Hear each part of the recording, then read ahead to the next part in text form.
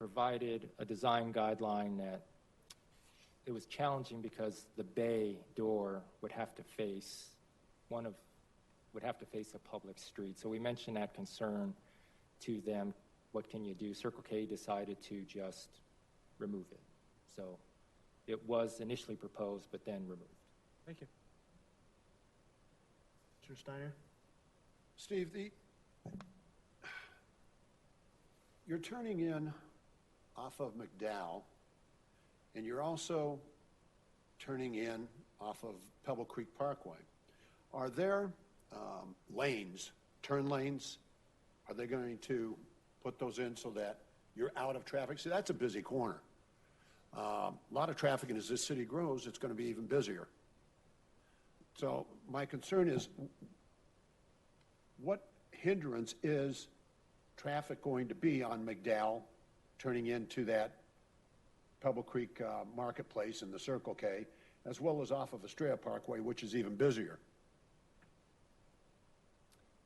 Mr. Chairman, Commission members, they will have all of the improvements along the streets are completed, and it is a requirement that all driveways off of an arterial have a deceleration lane. So they will, all of these two driveways, this one here, you can kind of see it more here. Here you can kind of see it as well, to bring traffic off the main travel lanes into deceleration lane where they can safely then enter the site. So you'll have, for those two driveways off of McDowell, that's serves Circle K, this one here, they will have an area where they can decelerate and then turn in. Here you'll have the turn lane along Pebble Creek as you're heading north, as you get into this turn lane, so you can make a left into the center and all of that. Now, that's another concern too. Making a left turn into that, you're going to have to time that traffic at that light for these people to make that left turn going west. And what ideas have you come up with to regulate the amount of traffic that's going to turn that direction, especially once you get Winco and whatever else in there? Mr. Chairman, Commission members, there were a couple traffic studies done with this site for the overall Pebble Creek Marketplace. And what the findings were, that's why you do have restricted access. They look at safety, and that was deemed safe just to have a restricted left in only. That's why you don't see a left out here. You don't see a full access movement here. So they felt, traffic engineers felt that this movement, the left in, was acceptable, but that was it, nothing more. So with the traffic studies, and again, there were, from Pebble Creek Marketplace, there were 4 traffic studies when these improvements were put in, because they've been in a while. They deemed this acceptable. This here would be the full access over here. It has a median break, but it will be signalized, so that's where that one will have full access for people to get in and out. So I guess, long story short, traffic engineers looked at it. They felt that what's provided will work, but that's why you see a lot of restricted access points here, a lot of medians. You don't see a lot of full access points. When was that traffic study done for the left in, offhand? The last traffic study was probably 3 years ago, 2014, when they did the Pebble Creek Marketplace update. With the traffic studies, I do not know exactly, but they have horizons 10, 20 years plus, where they're looking at the traffic as it grows. So any traffic study done here would have looked at a horizon way into the future and anticipated those traffic. They were being proactive on it. Yes, sir. Thank you. If I could help Steve out there, I remember when we talked about the original zoning there, that traffic study also looked at all of the facilities that would be in there and traffic that would be going in there, not just a Circle K. I mean, it looked at the Winco and the possibility of everything else. So they did a very thorough study when we first did the zoning on that Pebble Creek Marketplace. Steve, I have one more question. Is there going to be signage for this other than what's on the face of the building? Yes, sir, they have, Pebble Creek Marketplace has a master sign plan. What you'll see are multi-tenant monuments. What you'll see specifically for Circle K is gas pricing. That'll be a specific sign for them, but otherwise there is a sign program that they will have to follow. Okay, and that signage does conform to city code, what we expect, and We haven't seen it yet, but we expect it will. When the permits do come in, that's what we will review it against, the sign package, and make sure that that is done per the code. good. Thank you. Further questions for Steve? You said the applicant was here. Does the applicant wish to speak at this time? You'll state your name and address for the record, please. Certainly. Mr. Chair, members of the commission, David Krzyzewski with Land Development Consultants. My address is 11811 North Tatum, Suite 1051, Phoenix. Again, I have nothing really further to add other than what Steve has brought up, but I am here to answer if you had any specific questions relative to the site plan, operational characteristics, so forth. Are there any questions for the applicant? Okay. Thank you. Thank you. Appreciate you coming out. With that, is there any speakers cards for this from the audience? Anybody from the audience at this time? All right. With that, I will close the public hearing on the use permit, and I will ask for a motion. Commissioner, I motion to accept case number 17-300-00004. I second. It has been moved by Commissioner Keys, seconded by Commissioner Kish to approve the use permit for the Circle K. Is there any discussion? Seeing none, all those in favor signify by saying aye. Aye. All those opposed, same sign. Motion carries. Thank you. Item 8.2, this is the preliminary plan for the La Jolla Vista parcel number 6. Alex will be presenting this evening. Welcome, Alex. Mr. Chair, members of the commission, thank you. Good evening. As you mentioned, the the next item is for the La Jolla Vista preliminary plat. This is specific to parcel 6 in the whole La Jolla Vista plan. The original La Jolla Vista PAD was approved in June 2005. In 2016, October of 2016, parcels 4 and 6 were amended to be rezoned as R16, consistent with the city zoning. So as I mentioned, it's specific to parcel 6, which is in the box on the right-hand corner. This is a look at the aerial photo and the plat that's being proposed. The property is 16.23 acres. There are 60 lots on that parcel, 6 tracts, and as I mentioned, the R16 standards do apply. If you can see, it was included in the packet, the copy of the preliminary plat, but just to the north of this parcel is the school site, and then just to the north on the west side is a park site.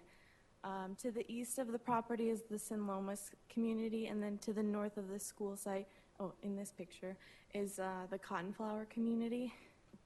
There's access points provided off of Lower Buckeye Road, which you can see goes in north, and then take a right into the community, as well as this is 173rd Avenue, which is already existing today. This drive aligns with the Sin Lomas entry across the street, so you can go straight or turn whichever direction. And then off of this street across from the school, there's one entry point into this parcel.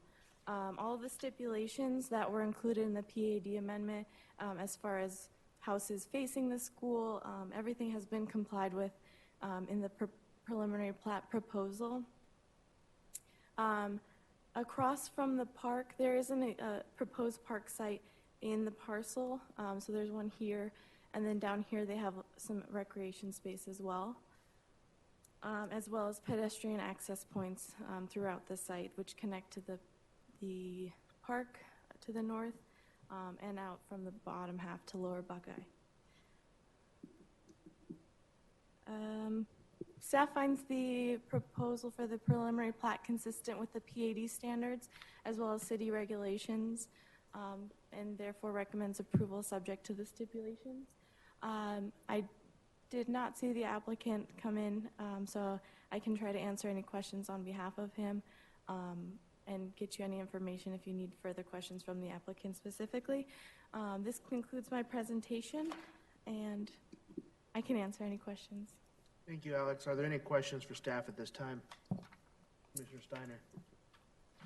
Okay, Alice, I noticed in the report when I was reading it, there's drainage. You're gonna drain from the northwest to the southwest at an 0.8% grade. You're going from 952 feet down to 940 feet. Where is this water going to once it drains to the south? Chairman, members of the commission, I do not have the preliminary grading and drainage plans in front of me. My assumption is there's the retention area in this tract that I can't see the letter to. The grading and drainage reports are preliminary at this time and are reviewed by the engineering staff based on our code or development engineering design standards and policy manual. Once the final plat is submitted, the civil construction documents, which more specifically outline where that drainage goes to, those are officially or finalized and approved. I can get you further information from from our engineering team and from the applicant's engineer if you'd like. But other than that, I don't have a specific answer to that question. Okay, very good. What about, now I know that across the street to the north, there's going to be a school eventually. It's not there now. What have we done for the children to access a bus to get to school? Thank you. The school bus, when the preliminary plats come in, the preliminary plats are sent to the school districts, and it's up to them to determine where the school bus sites are located. So at this time, I also don't have an answer for where the school bus pickups are located. And those are up to the school district. But the developer is aware that they should have some sort of waiting place for the children to get on the bus. Yes? Apologize, Chairman Bray, if I may. Absolutely. Commissioner Steiner, school bus parking is not one of the review criteria. That is not anywhere really in our subdivision regulations to plan for parking. My guess would be there would be no school bus pickup in this neighborhood because it's so close to the school. They'd simply walk to the school. As for queuing of the buses for drop-off, that would be done on site for the school. And the school itself is not subject to zoning regulations. So we cannot regulate the school site itself with regards to queuing, parking, those kind of regulations. They work very closely with us, and the school districts definitely see us as our partner, work very closely with our police departments on where the best places are for drop-off, pickup, and all of those things. My concern is that the school isn't there yet, so there is nothing close. So what basically you're saying is that the parents are going to have to deliver the children to a school. I do not know that answer. The school has been planning on that site. We don't control or know of the timing of when that school will be built. It's totally up to the school districts. So there could be a school bus picking up here for a certain amount of time if this portion of the development gets ahead of schools, and the school would work on where they want to pick up and usually work with our police department on the best places to do that. Okay, thank you very much. Any further questions for staff? And the applicant is not here, correct? All right. With that, we'll move on. Is there any Any member of the audience that would like to address the commission on this item? Okay. With that, I will ask for a motion to approve the preliminary plan. Chairman, I move that we accept 15-500-00005. Is there a second? A second. It has been moved by Commissioner Steiner, seconded by Commissioner Maloney to approve the preliminary plan for La Jolla Vista Parcel 6. Is there any discussion? Seeing none, all those in favor signify by saying aye. Aye. All those opposed, same sign. Motion carries. We'll move on to agenda item 8.3. This is the zoning ordinance text amendment. I will open the public hearing at this time, but it appears to me that staff is requesting additional time. And so because this is I have opened the public hearing, is there any member from the audience that came for this item tonight? Okay. I just want to make sure we give them an opportunity. With that, I would ask for a motion from one of my commissioners to please postpone this to the January 10th meeting. Mr. Chairman, I move that we table item 17-220-00009 until the January meeting. I second. It has been moved by Commissioner Barnes, seconded by Commissioner Steiner to table this item until January 10th, 2018. Is there any discussion? Seeing none, all those in favor signify by saying aye. Aye. All those opposed, same sign. Motion carries. Agenda item number 9, staff communication. Thank you, Chairman. I did already, before the meeting, get to talk to you. We have 3 commissioners whose terms are expiring in February. So again, I will, it's Commissioner Steiner, Commissioner Kish, and Commissioner Walters. So I will send an email on how to reapply. You do have to reapply when your term expires, and we'll get you that information. And we encourage you and hope that everyone reapplies.